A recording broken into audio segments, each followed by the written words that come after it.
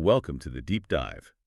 We're digging into something quite perplexing today, using the sources you brought. It's about the UK economy. Yeah, there's this real sense globally, isn't there, that Britain is kind of, well, in the doghouse, as one source put it. Exactly. You hear these alarm bells ringing, low productivity growth, for one, and maybe the starkest sign, yields on its long-term government debt, higher than any other big, rich economy. That really tells a story. It points to a deep credibility issue. When it costs a country like Britain more to borrow long-term than its peers, well, the market's sending a pretty clear signal. It is. And it's probably why you get figures like Ray Dalio, the hedge fund manager, being so blunt, calling it a debt doom loop. Strong words. Very. And look, this isn't just analysts talking. It seems to have really taken root.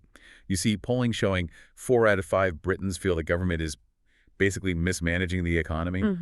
That level of pessimism at home is corrosive, really. It absolutely is. But here's the puzzle, the paradox we really want to unpack for you today. Our sources keep describing this massive problem, this almost existential feeling crisis, Yeah. as eminently fixable. Right. Mathematically, it doesn't look insurmountable at all. So why?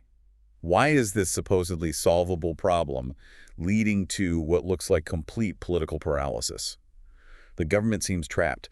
Our mission here is to investigate that disconnect, this failure of political will. We need to separate the genuine economic strengths from the very real anxieties about the future. And I think that's the right place to start challenging the blanket gloom.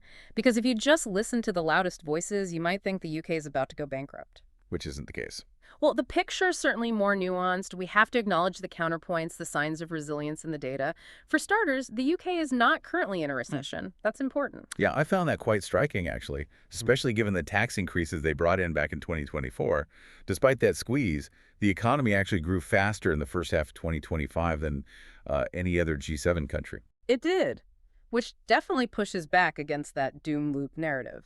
You look at retail sales, they've been pretty solid. Unemployment, still very low. And the service sector, which is huge for the UK, is holding up well. And beyond the recent data, there are those long-term strengths too, right? Things that don't just disappear overnight. Absolutely. You've got world-class universities, the City of London's unique financial ecosystem, the global reach of the English language. These are deep structural advantages. We also noted some maybe surprising advantages compared to continental Europe. Things like AI research and, interestingly, the birth rate. Yeah, that's right. The UK seems to have an edge in AI development over many European neighbors, and its birth rate, while low, is higher than some others, meaning slightly less demographic pressure from aging down the line. Okay, so you paint this picture. Underlying strengths, decent recent growth. But then we come back to those bond yields. Markets are still demanding a premium. Why? And that brings us squarely to the core issue, the thing that seems to be overriding everything else. Which is? The public finances. Simple as that. That's the anchor dragging on everything. Just to give you a sense of scale, net public debt has just exploded. It was around, 35% of GDP back in 2005? Sounds manageable. It was. Today, it's hovering around 95% of GDP. Now, obviously, the financial crisis, the pandemic, they cause huge jumps. But the really worrying thing now is that the government is still borrowing over 4% of GDP each year. Even without a major crisis happening right now. Exactly. There's no massive emergency, yet the deficit is structurally high. That level of ongoing borrowing, it's just not sustainable in the long run. And that is what the markets are pricing in, that risk. Okay, so let's pivot then. Let's talk about the fixable part, because this is where, for me, the real head-scratching begins. When you actually quantify what needs to be done to stabilize things, it sounds almost, modest. It does seem modest on paper, yeah. The analyses we looked at suggest that just to stabilize the debt, basically, to stop it rising further as a share of the economy, you need a fiscal adjustment of about 2% of GDP.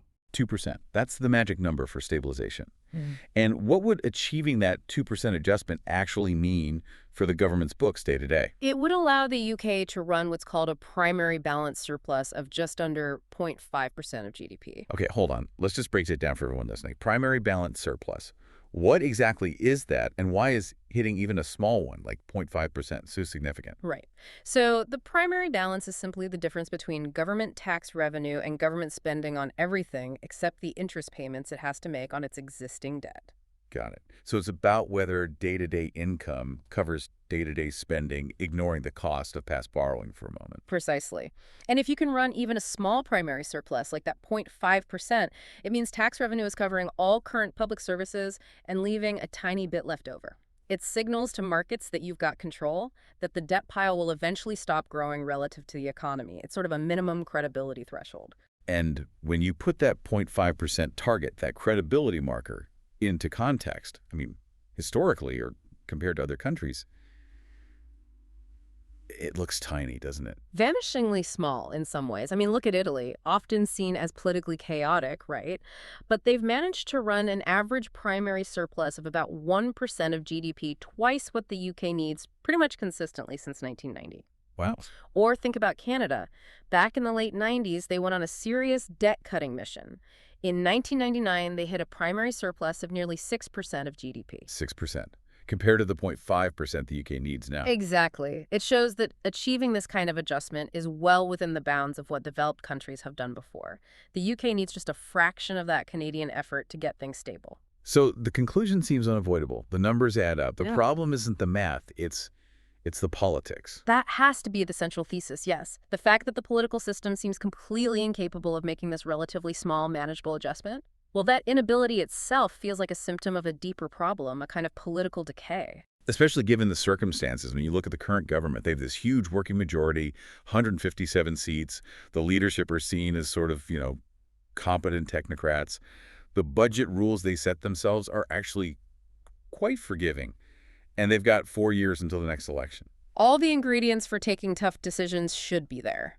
If you can't fix a 2% hole with that kind of political capital, then yeah, the paralysis looks really, really systemic. And you see that paralysis most clearly when you look at the specific areas where any serious attempt at this 2% adjustment has to start. Right, which brings us neatly to those blocked paths you mentioned earlier, welfare and pensions. Where does the adjustment logically begin?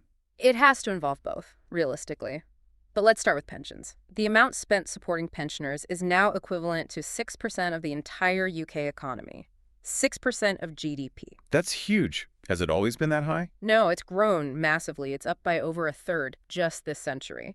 And the main driver is the way the state pension automatically increases each year, the triple lock. Ah, yes, the triple lock. That's where the pension goes up by whichever is highest out of inflation, average earnings growth, or 2.5%.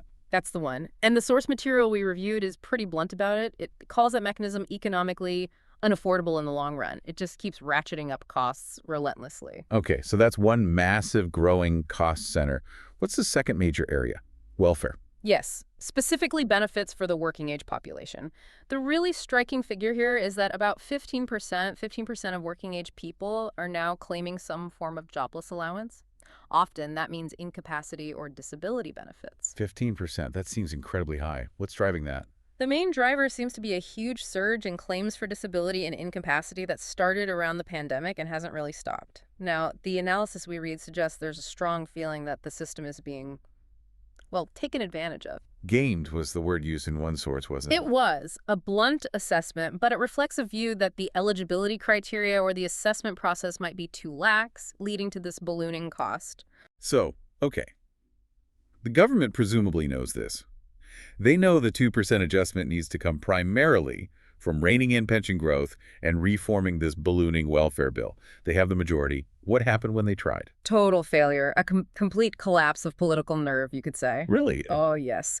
They floated plans earlier this year, plans to reform both pensions and the disability benefit system, and they performed a U-turn, not just once, but twice on both sets of reforms. That's twice. Why? What went wrong? Immediate, ferocious political backlash, not just from the opposition, which you'd expect, but huge pushback from within their own party.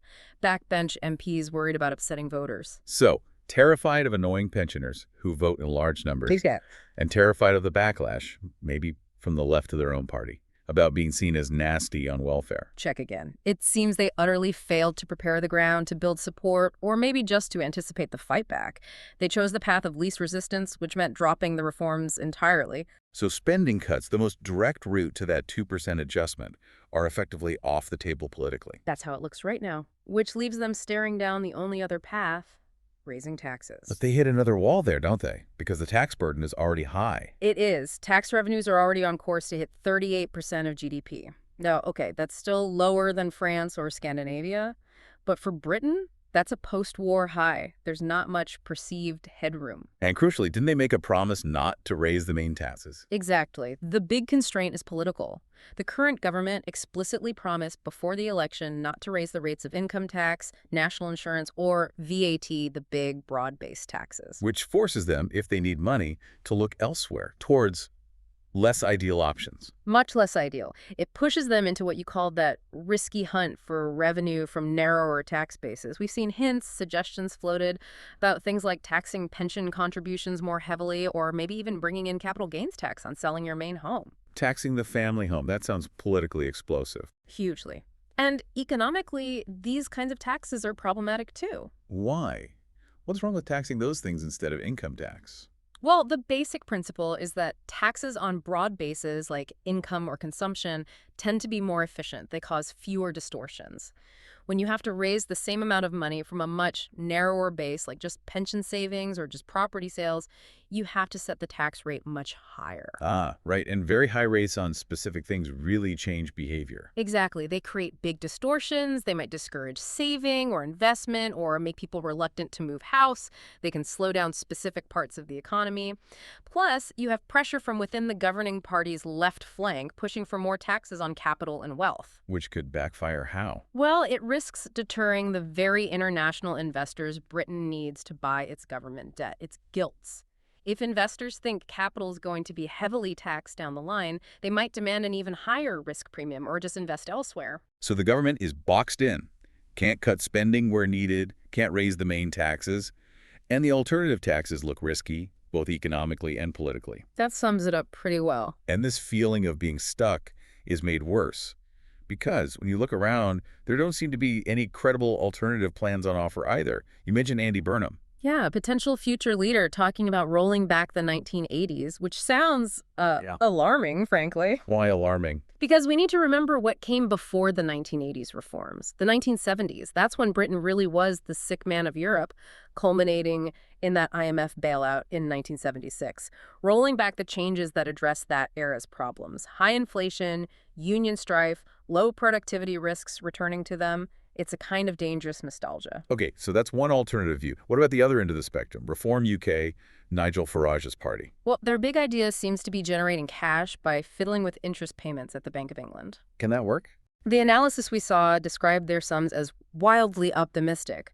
It seems they ignore the potential damage such moves could inflict on the banking system and the bank's credibility. Essentially, they propose massive, unaffordable tax cuts funded by wishful thinking.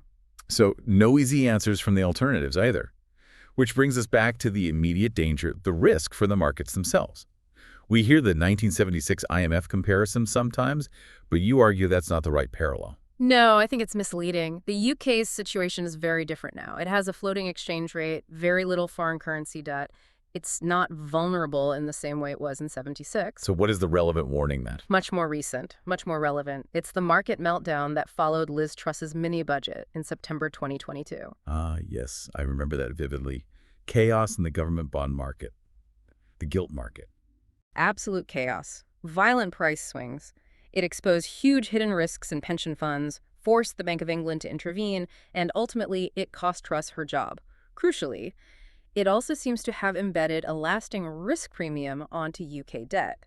Those higher borrowing costs we started with, you can trace some of that back to that episode. So the warning is that markets can lose confidence very, very quickly if they don't believe the sums add up. Precisely. And this is the central message, I think, for you listening. The current government's approach, this sort of cautious drift, hoping something turns up, might look very different from Truss's cavalier leap into unfunded tax cuts.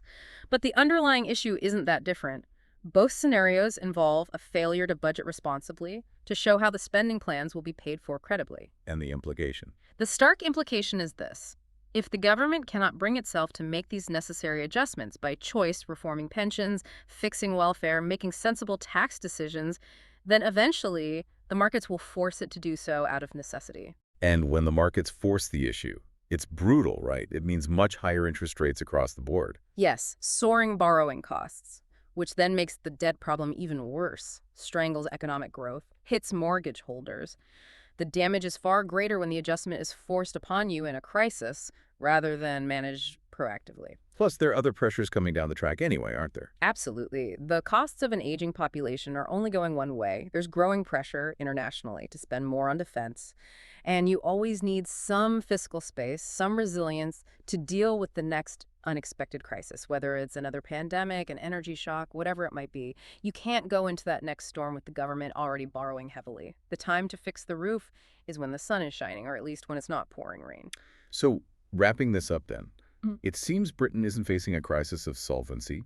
It can technically afford its debts, but rather a crisis of political willpower. The fix, that modest 2% adjustment, seems clear. Start with the unsustainable growth in pensions and the gamed welfare system, as our sources put it. That's where the serious money is. But that path is politically blocked. They're trapped by their own tax promises on one side and by fear of internal rebellion and voter backlash on the other, especially after those U-turns. It looks like they're choosing to delay tackling economic reality for the sake of short-term political peace. But that peace is fragile, and it comes at a potentially very high long-term cost. So here's the final thought to leave you with. We saw with Liz Truss how fast markets can react when credibility snaps. We see the alternatives offering either a return to the 70s or, frankly, fantasy economics. Given this paralysis, given the blocked paths, what kind of event, short of another full-blown financial meltdown, could possibly force the current political system to actually make these necessary, if painful, choices? What breaks the deadlock? That feels like the crucial question hanging over the UK's economic future right now. A very tough question, and one the markets are undoubtedly asking themselves too. Thanks for joining us for this deep dive. My pleasure. Until next time.